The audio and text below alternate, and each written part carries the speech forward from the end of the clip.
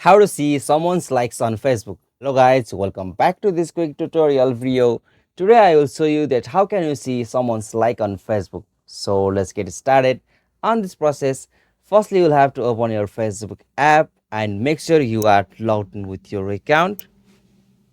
And now from here, you'll have to choose the specific person or Facebook friends whom you want to see likes of there. So I will choose this one. So from here, you'll have to go that post. So in my case, I will choose this one. And now from here, you'll have to click on that post three dot just at the right of that post. So simply have to tap on it. And now from here, in this section, you'll got options like turn on notification for this post. So simply you have to tap on it. All right, so after you tap on it, you'll got every notification when someone's likes this post. So this is the one method to see someone's like on your post. So unconditionally, there is no any such options like you can see someone's likes by searching the name. So you'll have to do this. And on the another method, you'll have to open that profile.